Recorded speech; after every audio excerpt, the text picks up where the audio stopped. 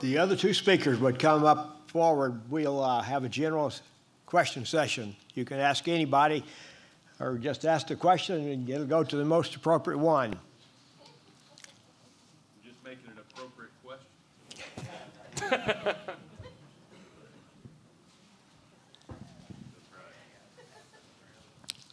Also, if you haven't gotten your ticket in that box, we'll have that. Jeff has a box right here in front of you. You can, we'll bring that around. If you hold up your hand, we'll run that box around. We want to be sure you get your ticket in, and we would really appreciate your filling out the evaluations today. We'd like to emphasize that. Okay, anybody have a question back there you'd like to have somebody discuss?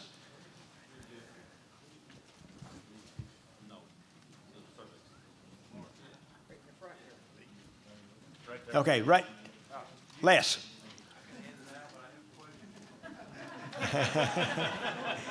I don't mind handing out the handouts, but I also have a question for Dave. So Dave, one of the things that I loved about your slides is, you know, the big cow that didn't eat much and produced a lot. You know, and we know there's a population of those. And we probably got a population of small cows that eat a lot, that don't produce much. Our outliers, Don, right? Both ends. So instead, you know, I know Austin doesn't mind, oh, he's not over there anymore. He wouldn't mind coming out and feeding all of our cows, hand feeding all of our cows individually for us. But how would a producer go about identifying those outliers in their herd? It's tough to do right now. That's what we're working towards, is getting to the point where we can do that. You know, I think one thing, and a lot of you as seed stock producers have been doing this already, but based on what we've discovered so far, the approach of selecting females that do well on forage, cows that maintain their condition yet produce well, they're probably doing two of those things right well. You just don't know how much they eat. But at least they're getting those things right, and you're probably headed in the right direction. But with that, from a seed stock producer, if they were doing that as well, and maybe trying to hold the dry matter intake EPD at least somewhere, keep it from getting too crazy, that would be the way I would go about doing it. You know, continue to select a seed stock producer that's doing those things, making sure those cows are easy fleshing, make sure they can withstand their environment, and maybe also at the same time putting a little bit of downward pressure, or not letting the dry matter intake EPD go too crazy. Dave, could we say that by accumulating a lot more data like you're doing and working on genomics, we should come up with genomic markers that would improve in this area. This is an area we haven't had near as much data accumulated on. So would that be true? Yeah, yes. I'm not quite ready to say we need to launch an industry-wide effort to find a different efficiency EPD for a cow, forage efficient cow. We need maybe another year or two, Dr. Jones, to see if maybe it's worth, because I'm telling you, that's a huge investment. And as we go along here, we're trying to convince the government that it's worth $1 million for us to study this, for crying out loud. You know, they're giving money away left and right. Guess what? The cow-calf segment of the industry uses 71% of the feed it takes to make 1 pound of carcass weight. These cows are important. They produce about 80%, give or take, of the greenhouse gas emissions the beef cattle industry produces. It's important. We can moderate that. We can improve on it. There's opportunity there. We can do it. The only thing I would add, and I think it's an important add, is we will not make substantial improvement until you do it through the sires. So I want you to keep that in mind. You will not make substantial improvement until you do it through the sires. The way you're going to do it through the sires is, believe it or not, us seed stock guys get competitive. okay? Where we are right now, the technology is so expensive. Why should I do all the feed testing, okay, and then make that information freely available for anybody to use with the straw semen? And what we're hearing and seeing and what's happening behind the scenes is seed stock guys are going into proprietary systems that will collect that data so that if you want a feed efficiency 3-star bull, they will provide it, but it won't be across the world through normal genes the way we've done it in the past. Mr. Seltzer's right here ready for a question. You know, we're in the background in preconditioning business. What you folks are doing is wonderful. Has there been anything through all of this great genetic in the animal for growth, production, any genetic been done on health?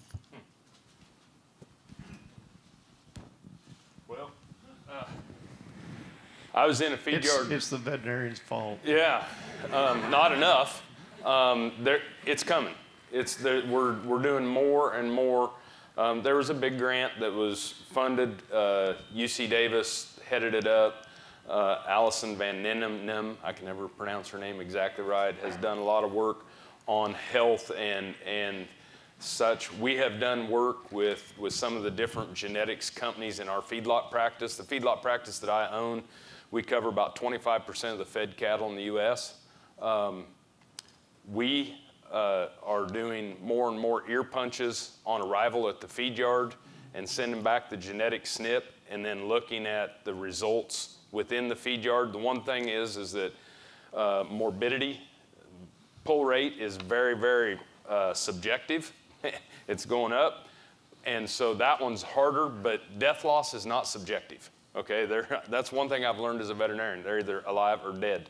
And I can decipher that. And so the ones that die, and we're learning a lot from COVID too, right? On different genetics and responses. And so I see that matriculating and coming. There's some heritability studies right now being done on liver abscess rates, which is going to be a huge one for us in our industry moving forward. But bovine respiratory disease is such a factor, and I'm not telling you anything you don't know, but it is such a factor of environment plus genetics that I've learned a lot more about how to screw them up than I have about how to fix it. And so, but we'll continue to work on that. Matter of fact, the yard I was at last week, half the cattle in that yard in northwest Iowa were Kentucky cattle. You know, we both know the morbidity rate has doubled in the feed yard in the last year. Yeah, the morbidity rates have been going up. Death loss continues to go up. One of the things on the death loss side of things that's troubling are these late day deads too that we're seeing. You don't like those dead slips coming when they've been 170 days on feed. You know, but we're feeding these cattle longer. When we stopped selling cattle live at the feed yard to the packer, we went from, that's the reason why we feed them so much bigger now, is we're selling everything on the carcass. And the most efficient time of that feeding period is that last 30, 40 days when we're putting down, it's called carcass conversion. When we're feeding them that last 30 days, we're putting on carcass. The head quit growing, the bones quit growing as fast, and that's the reason why yield is going up rapidly at the end of the feeding period, and now we sell it on a carcass basis. So now we went from feeding them 150 days to feeding them 200 days. And the one thing I do know, learned in epidemiology class, is the longer you're alive, the higher the risk is you're going to die. So. This is also a question for Mr. Thompson. Mm-hmm. So we were talking about telling our story, kind of communicating to the consumers, and I guess not convincing them, but just telling them and learning, teaching them how what we do is good for the environment, et cetera, et cetera. Would you say that there's a way, like how do we move forward with that conversation? Because I think there's a small percentage of the population probably that we're not going to convince that what we're doing is right. Like it's not really, they just feed up, like you said, they want to fight. But for the rest of those people, for suburban America, how do we bridge that gap? How do we move forward? Is there an education piece we need to work with educators and educating them in ag education? How do we move that conversation forward and continue the beef industry being strong? Our number one place has got to start with our kids. The decisions that people make by the time they're 14 years old or 18 years old are a trajectory for the rest of their life. When I did lay ministry in Kansas, the one thing in our church that we stressed is that after the age of 18, the chances of someone coming to faith after the ages of 18 is 1 in 9. So the decisions that are being made by people by the time they're 13, 14, 15 years old. And so I think we should have you talk about funding, I think it should be mandatory that all sixth graders have a Where Your Food Comes From class on agriculture. That's mandatory in every school. Yeah.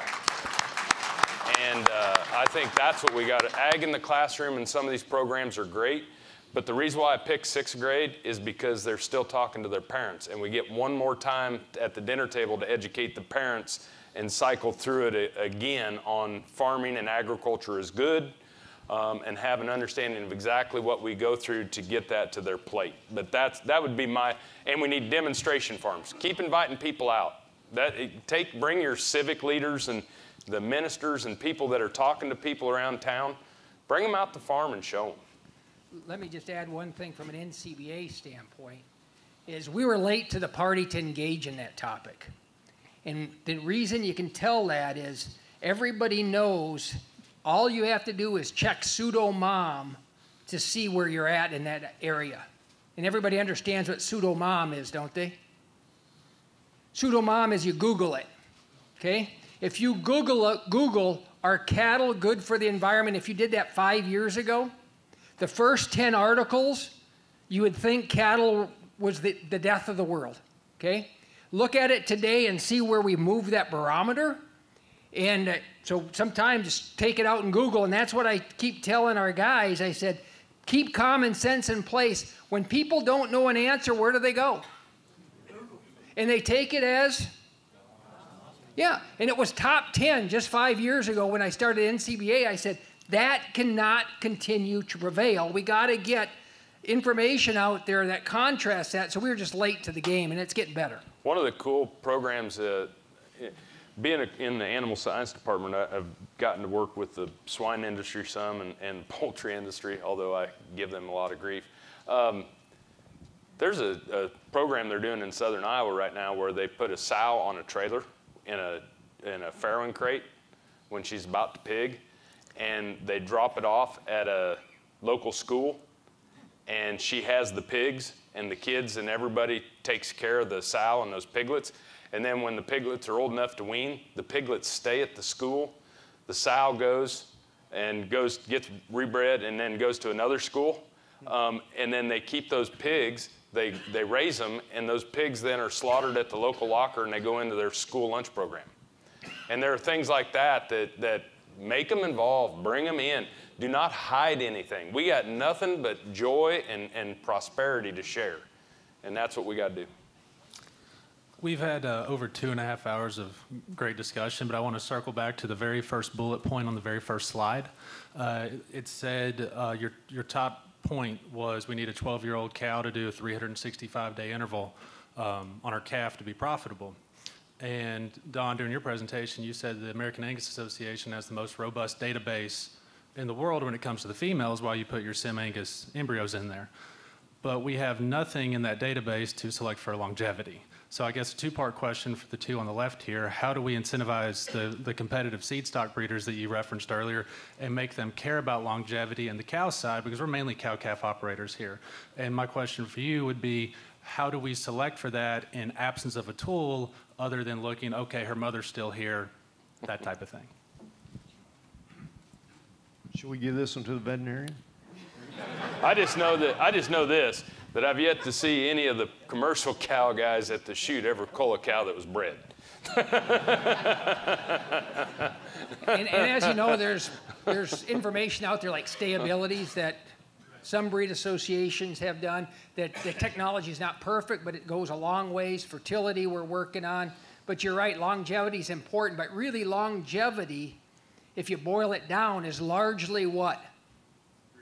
Fertility, right? I mean, if you look at the way reasons cows leave, you can put fertility, and that basically is 80% of them. So Angus has a pretty robust fertility EPD, and that's a key to making progress. That's why when we moved away from $B, which didn't have any of those female fertility things, we went basically, 10 years with a breed focused on beef, which was basically all terminal, and you made a basically maternal breed as close to terminal as you could make it. We are now coming back slowly but surely.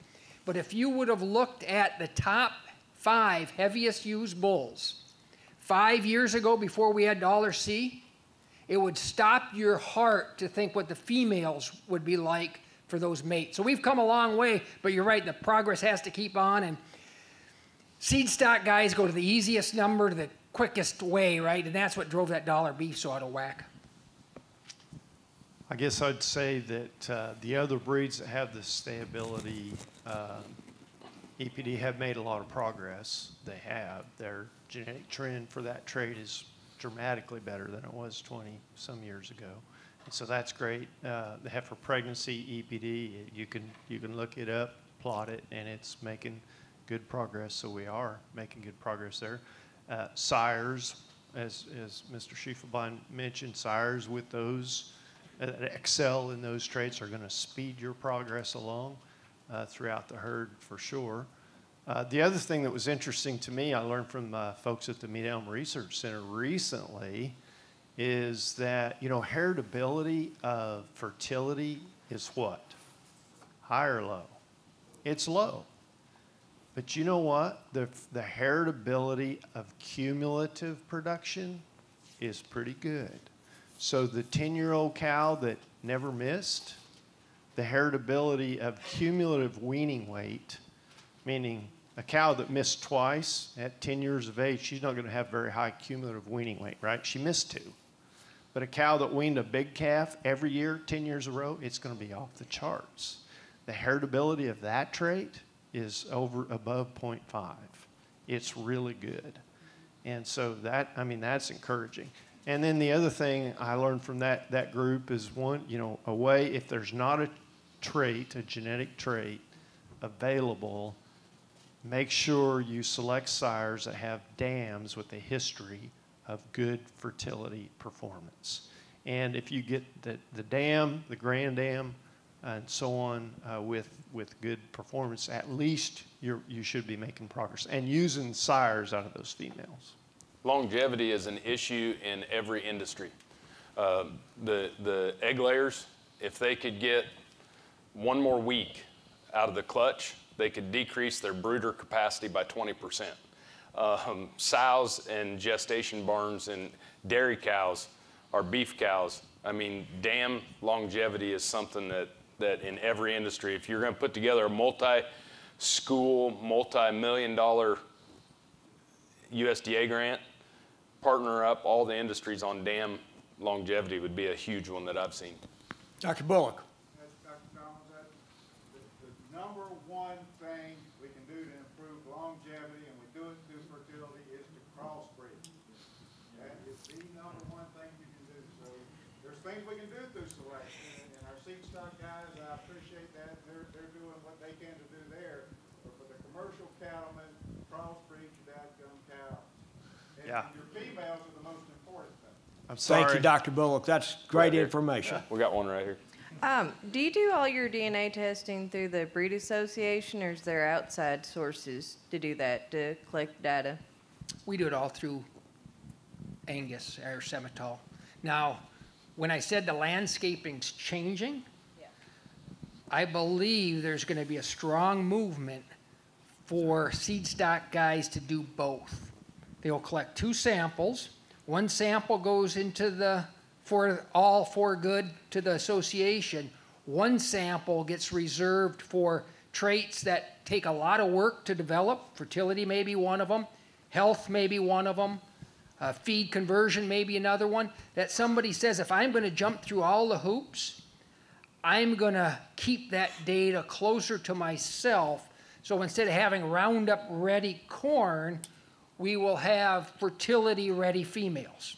You follow me? And I think there's a movement in there to be way more competitive and not say, together we shall all sing Kumbaya, because there's too many dollars invested to get the information in the first place.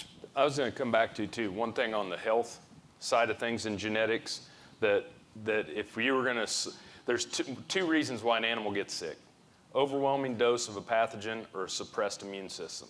And the reason why we have a suppressed immune system is due to stress. And if we could, it was brought up in the talk today, I think the #1 trait for decreasing stress that we could select for is docility. And the reason is that once the animal trusts you, they will show you the clinical signs. Once they figure out you're not a two-legged coyote, they will say, okay, because their greatest secret of a bovine is their health or injury status. Because if they show weakness, they're preyed upon by someone they don't trust. So once we acclimate the cattle, once we have the docility, then those animals are like, hey, I don't feel good. Will you take me up there and get me a shot of something? And we can pick up disease earlier. So I think docility, people think I'm nuts, but I think that could be one of the best things for disease as well. Let me just build on that point because it's really valuable. Remember our slap barn with all the animals pretty concentrated in? To his point, if you detect one sick and you don't write the number down immediately, and you all of a sudden decide, I'm going to wade in and go get the sick one because I can see a sick one, can't find it. You cannot find it to save your lives. They have that built in, no, you aren't going to notice I'm sick anymore when you get into the pen. And it's huge. Yep. You will not get them. Yep. Just try to catch a foot rot out in the middle of the pasture sometime. Yeah. They can be pretty fast. One more question. If somebody has a burning question you'd like to ask here. Anybody? You got one over here.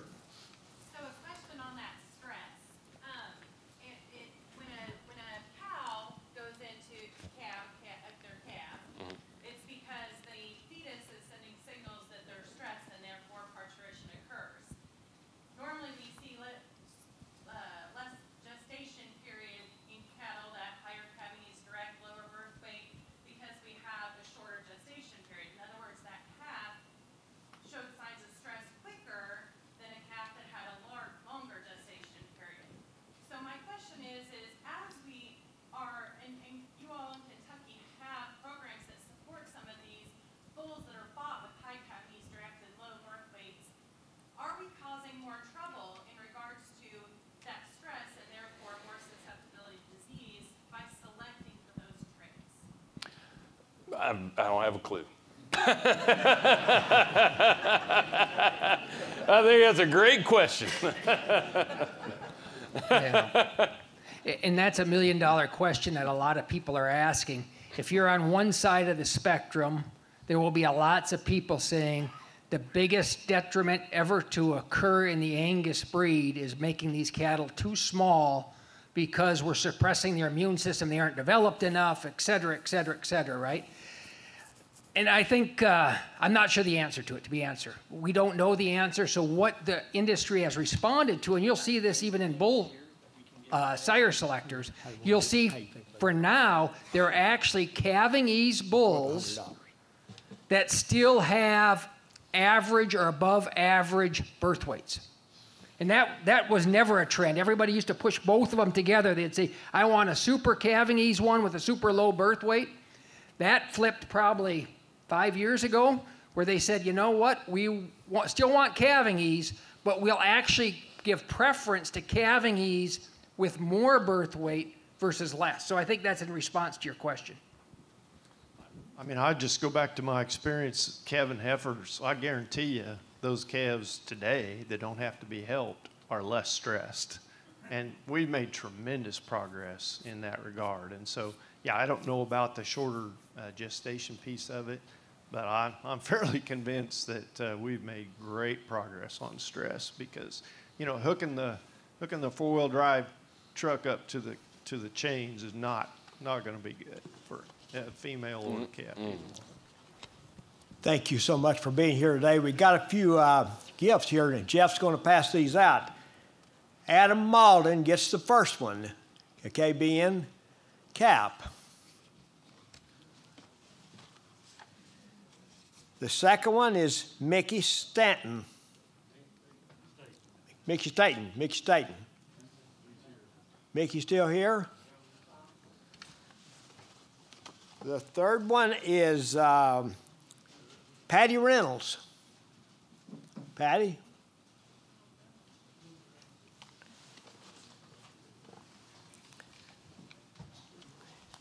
The next one is Terry Bertram.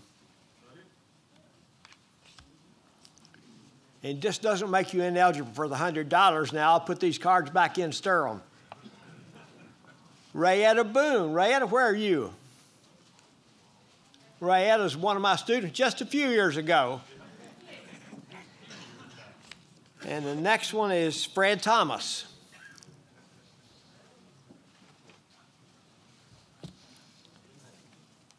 Okay, the next one, Beth Douglas.